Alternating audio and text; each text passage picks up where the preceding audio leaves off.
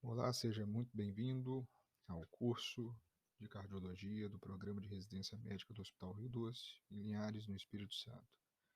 Já conversamos sobre uma enfermidade muito importante chamada febre reumática, que encontra-se aí no podcast, e agora nós vamos para uma das principais complicações desta enfermidade tão importante no nosso país, é a estenose mitral.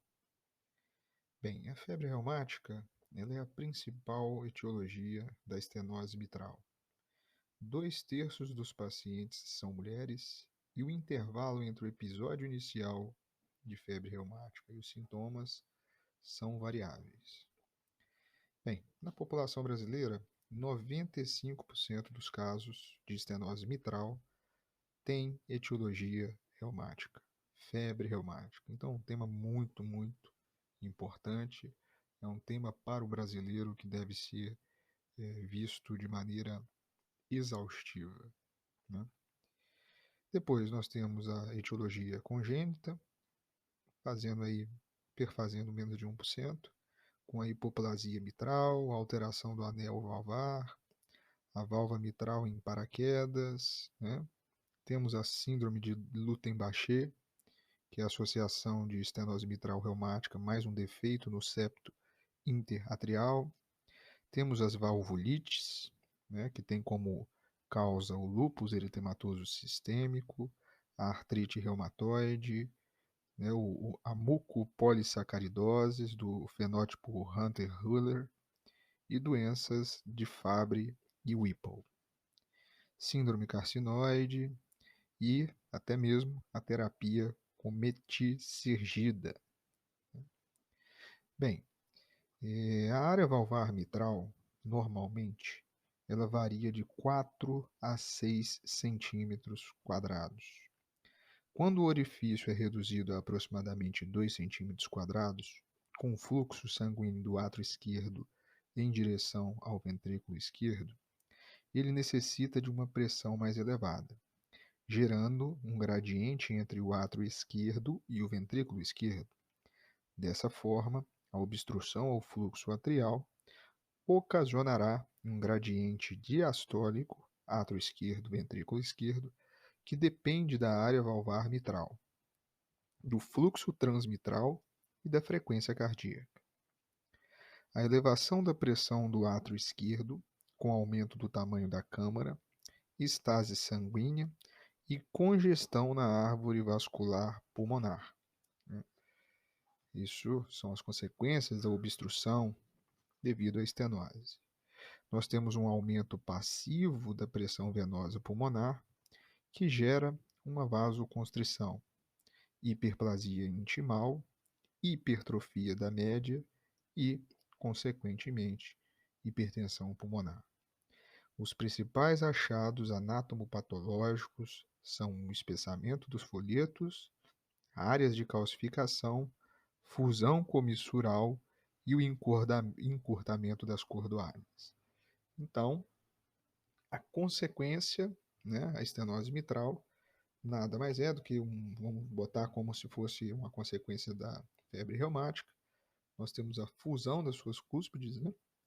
E então aumenta-se gradativamente o gradiente diastólico do átrio esquerdo para o ventrículo esquerdo. Isso então aumenta o átrio esquerdo, isso é transmitido para a veia pulmonar, para o capilar pulmonar, para a artéria pulmonar, gera hipertensão pulmonar e aí nós vamos tendo a sintomatologia da estenose mitral.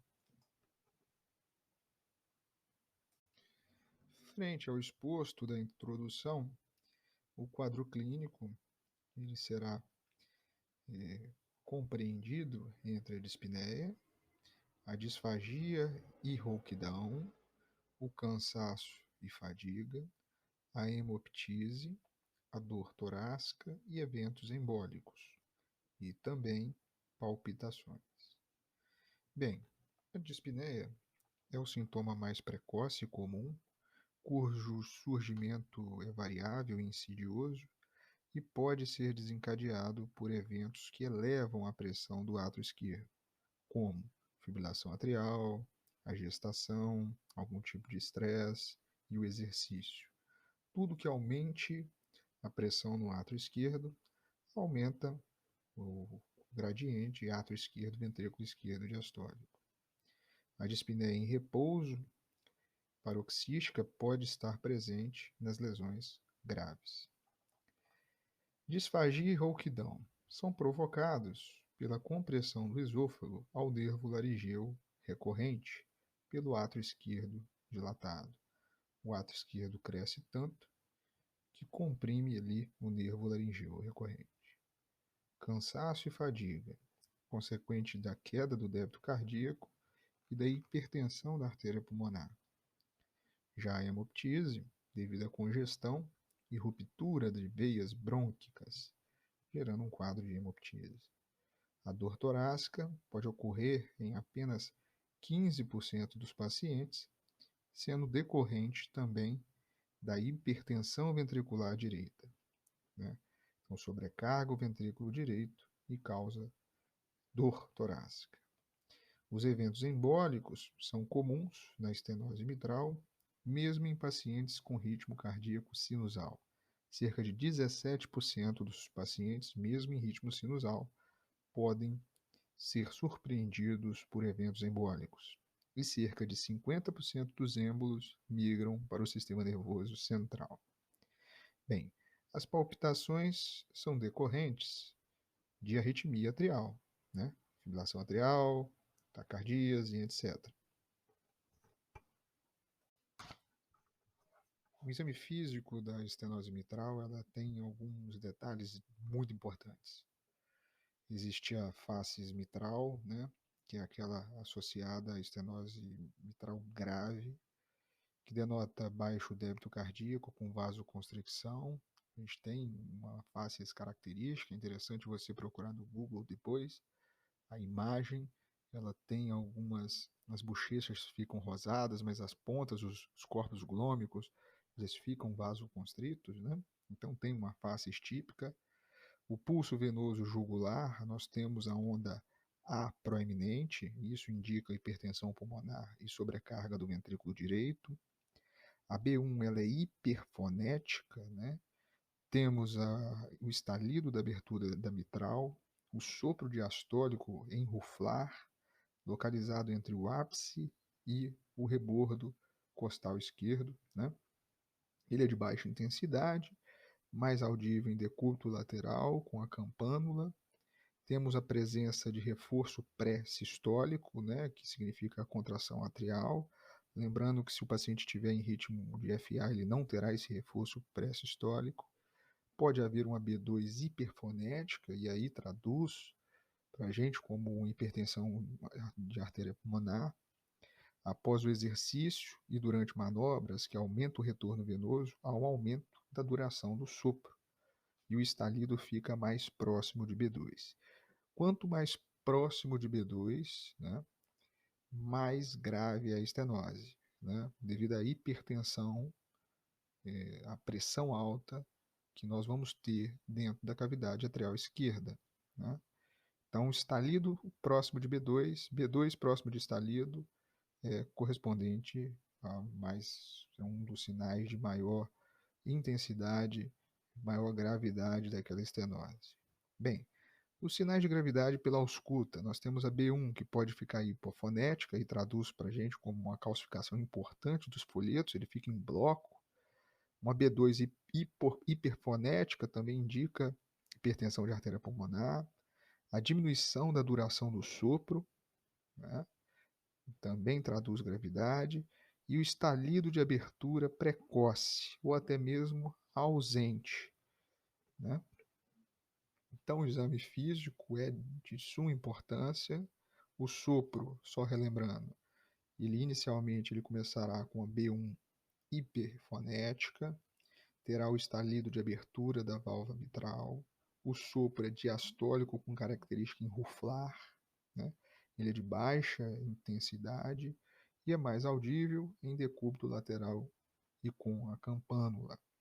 Pode ter o reforço pré-sistólico da contração atrial, lembrando que em FA não terá, e pode também existir uma B2 hiperfonética devido à hipertensão pulmonar.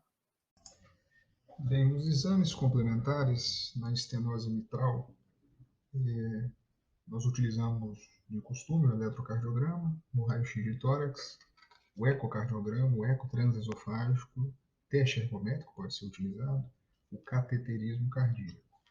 Vamos começar pelo eletrocardiograma, né, que ele é manifesto com sobrecarga atrial esquerda, sobrecarga ventricular direita, sobrecarga atrial direita e arritmias atriais.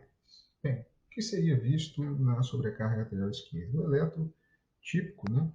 Porque ele poupa o ventrículo esquerdo. Então ele começa aumentando a pressão no átrio esquerdo, causando as sobrecargas atriais esquerdas, né? A duração da onda P seria maior do que 120 milissegundos, o desvio da onda P para a esquerda, o aparecimento daquela onda P mitrale, né? Que é uma onda P entalhada e bífida em D2, e também com componente do índice de Morris em V1, né? Uma onda P com componente final negativo, com duração maior que 40 milissegundos, uma amplitude maior do que 1 milímetro. Né? Podemos ter também o índice de Macruz, maior do que 1,6, que é a duração total da onda P dividida pela duração do segmento PR, medido no final da onda P ao início do QRS, ou seja, uma valvopatia mitral, uma estenose, causando uma sobrecarga atrial esquerda. Né?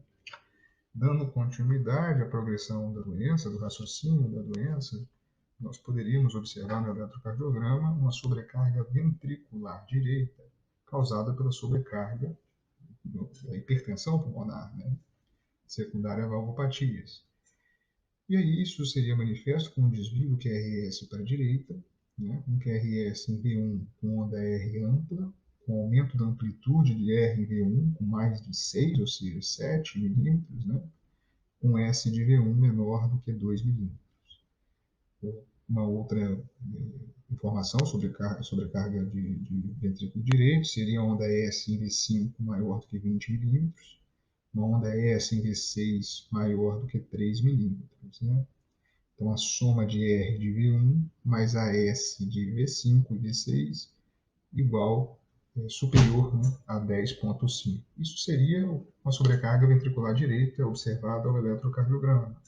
E progredindo ainda mais a doença, a gente teria aí uma sobrecarga atrial direita, que é o que? É manifesta com onda P pontiaguda, com amplitude maior do que 2,5 milímetros, em D2, D3 e AVF.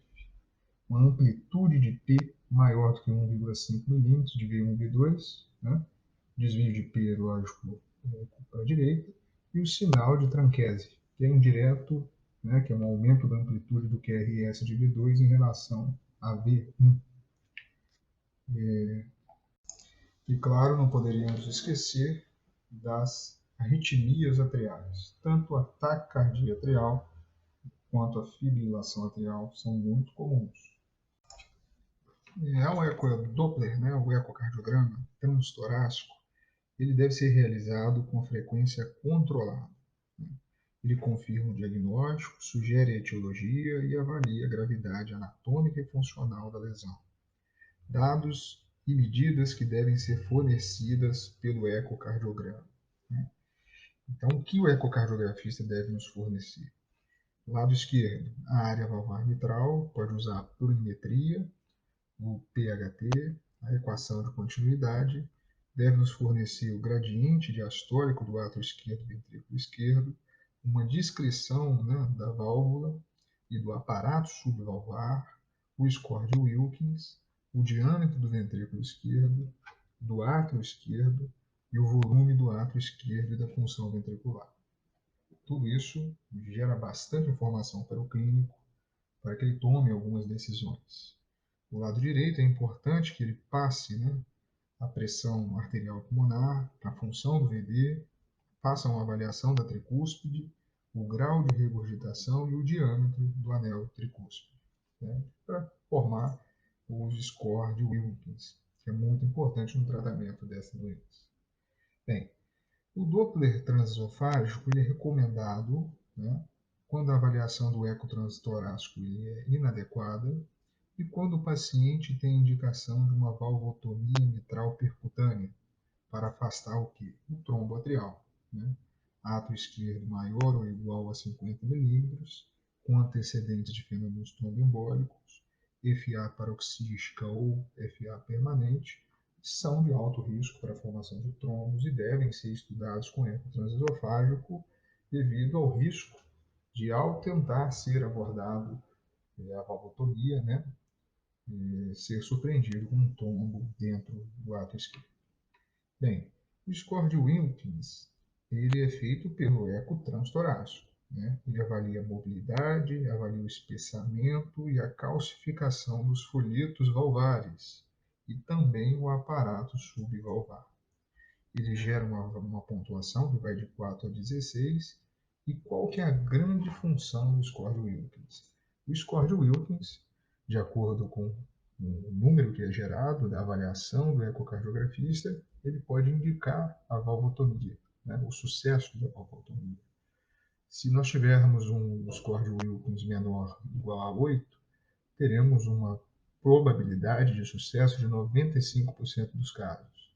Entre 9 e 10, um sucesso de cerca de 80%. E se ele for maior do que 11, maior ou igual a 11, preferir o tratamento cirúrgico. Então, a fins de consolidar o pensamento, menor ou igual a 8, 95% de chance da valvotomia dar certo. Entre 9 e 10, 80% de chance de dar certo. Maior ou igual a 11, melhor fazer o tratamento cirúrgico. Então, aqueles que tiverem um score de Wilkins menor do que 10, né, menor ou igual a 10, eles são passíveis de valvotomia percutânea por balão, né? Ou seja, o procedimento é esse.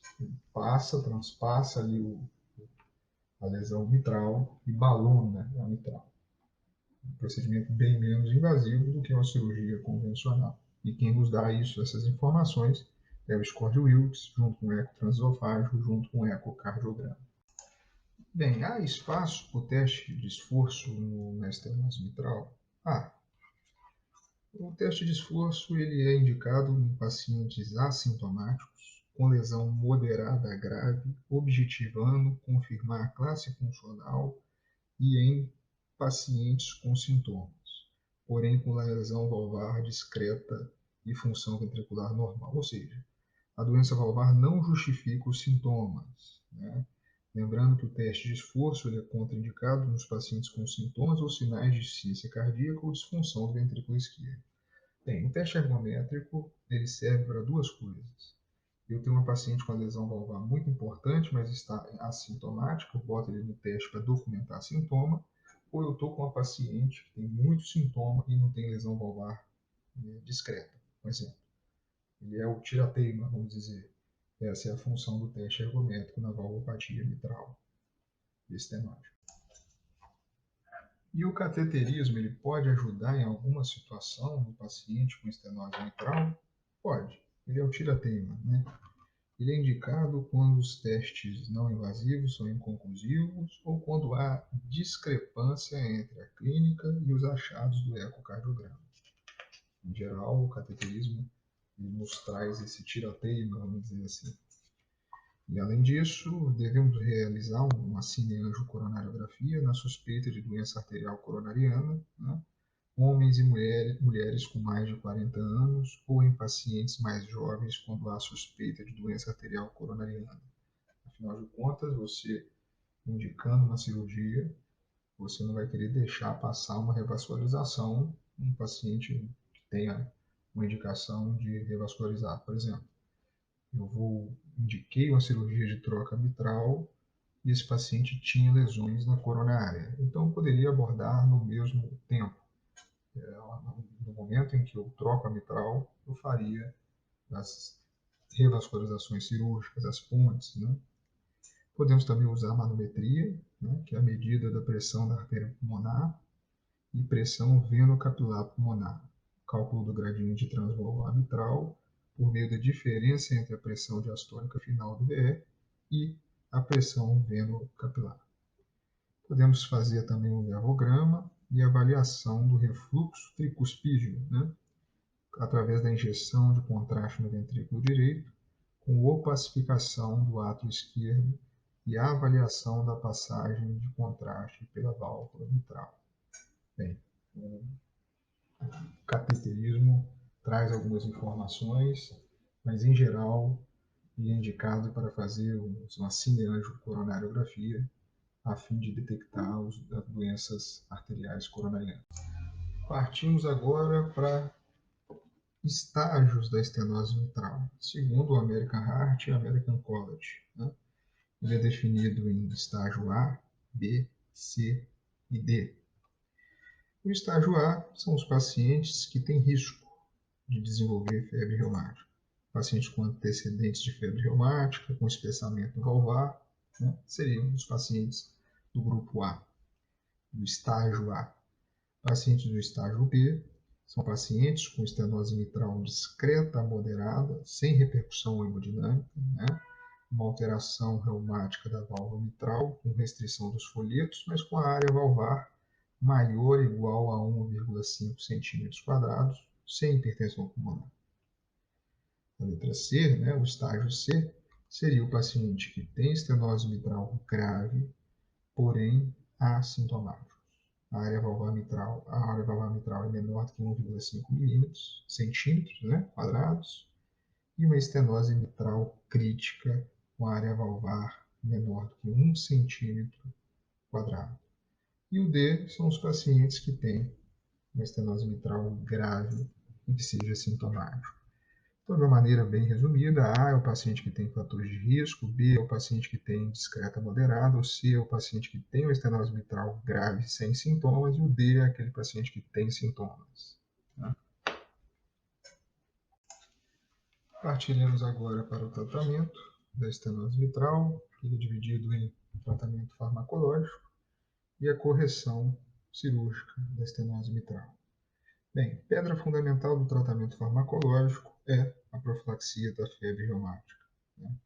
Se esse paciente tem uma lesão que seja importante, ele vai ficar com uma profilaxia com 1.200.000 de penicilina de 21 em 21 dias. Né? Outra questão fundamental no tratamento farmacológico é a profilaxia da endocardite infecciosa. Devemos promover a saúde bucal e orientar sobre a escovação, o uso do fio dental e a consulta semestral com o dentista, o odontologista. Orientar sobre o risco de lesão da pele, infecção em geral, evitando o uso de piercing e tatuagens. Né? Se utilizarmos a diretriz do American Heart, não está indicado a profilaxia de endocardite infecciosa em pacientes com válvulas nativas. Levando em consideração que a população brasileira tem saúde bucal diferente dos Estados Unidos e da Europa, a decisão da profilaxia deve ser individualizada. A diretriz brasileira de cardiologia coloca como uma classe 2A, né, enquanto a europeia e a americana ela contraindica essa profilaxia. Bem, a profilaxia ela é indicada para tratamento dentário que leve a sangramento da mucosa oral. Para procedimentos geniturinários e gastrointestinais, não há necessidade da profilaxia. As mulheres portadoras de estenose mitral em fase reprodutiva devem ser encaminhadas para um planejamento familiar adequado, né? Pois o uso de anticoagulantes, de anticontraceptivos, na verdade, né, são protrombóticos e a estenose mitral é uma doença muito protrombótica.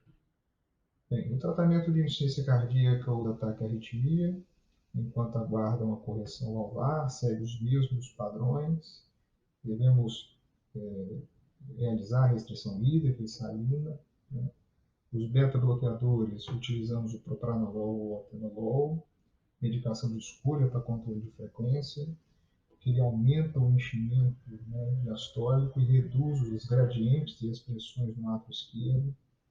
Adicionalmente, ele estabiliza a frequência durante a atividade física, melhorando a tolerância ao esforço físico. Então, os beta-bloqueadores são medicações importantes na estenose mitral. Né? Os diuréticos para controle de sintomas de congestão e de insuficiência cardíaca também. Os digitálicos como terapia adjuvante no controle da frequência em pacientes com FA ou com insuficiência cardíaca, quando os beta-bloqueadores não são suficientes ou são contraindicados, podemos abrir mão do digital. E a anticoagulação oral, né? Em geral um INR de 2,5 a 3,5, indicado nos pacientes com FA paroxística ou permanente, aqueles que tiveram evento tromboembólico prévio, se tiver presença de trombo no ato esquerdo, um ato esquerdo de 55 e presença de contraste espontâneo, graus 3 e 4, o American Heart sugere que talvez devêssemos anticoagular devido ao alto risco trombótico, especialmente na estenose mitral. E uma informação muito relevante é que os novos anticoagulantes orais são contraindicados nos pacientes com estenose moderada a grave, né? É classe 3. Não devem ser utilizados.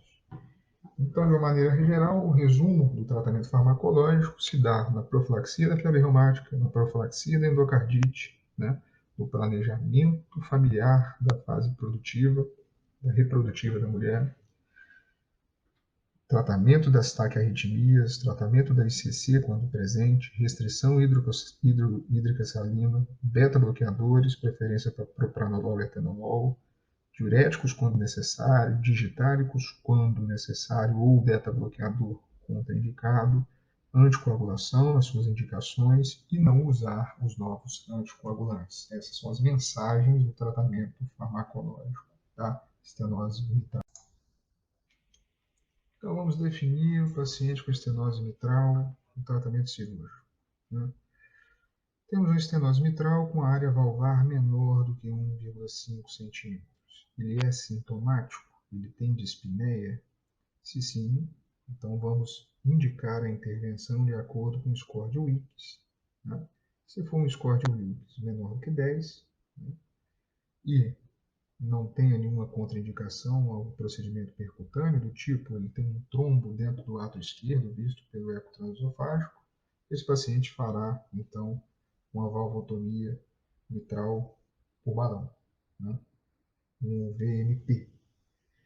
Se contraindicado, será cirúrgico. Bem, se ele tem uma área valvar caracterizada como grave, né?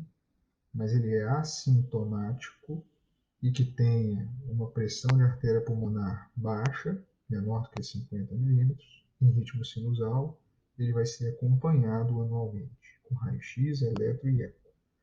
Pode ser liberado para atividade física de rotina e exercício desde que seja de baixa intensidade.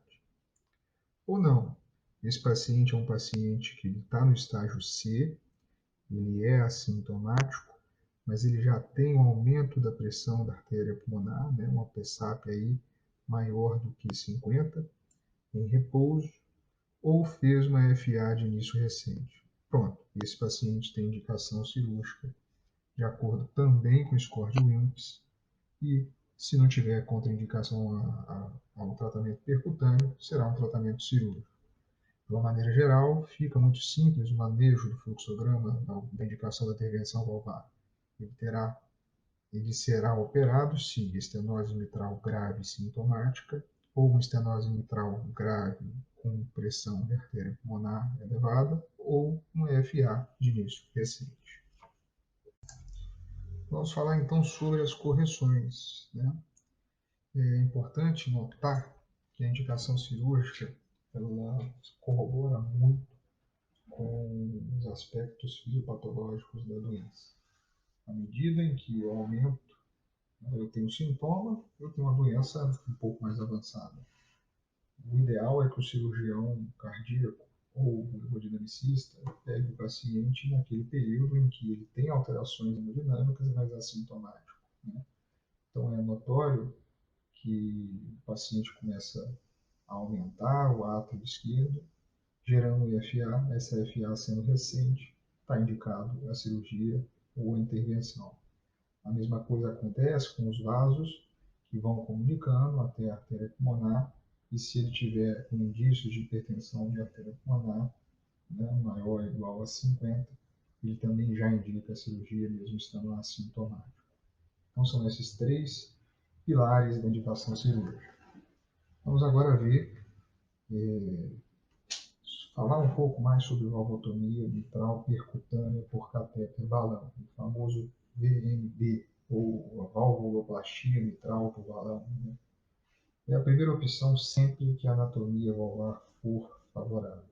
Né? Ou seja, isso é visto através do score de Wilkins. E desde que o centro de cardiologia tenha bons resultados, sempre devemos pensar na valvotomia mitral percutânea. Né? Os resultados clínicos e hemodinâmicos obtidos com a valvotomia são comparáveis aos obtidos com a comissurotomia mitral cirúrgica. O sucesso do procedimento é elevado, entre 80% e 95%, de acordo com a anatomia valvar, lembrando, sempre lembrar da anatomia valvar e da experiência da equipe médica. Ela é indicada, fazendo uma revisão, né? Nos pacientes que têm uma área valvar mitral menor do que 1,5, estágio D, segundo American Heart, né? Com anatomia favorável e sem contraindicação à valvotomia. Isso é nível A de evidência, nível classe 1, nível A de evidência pelo American Heart. Um paciente que tem estenose mitral crítica, ou seja, uma válvula menor que 1 centímetro, assintomático, entra como 2A. O paciente que tem uma válvula mitral, uma área valvar mitral menor que 1,5 centímetro, assintomático, ou seja, está no estágio C.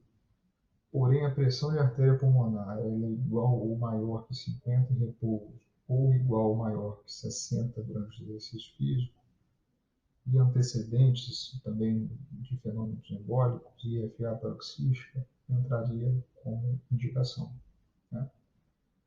Os parâmetros de sucesso numa área mitral, uma área valvar mitral final maior do que 1,5 centímetros quadrados, uma pressão capilar pulmonar menor do que 18 e uma redução de 50% a 60% no gradiente transmitral.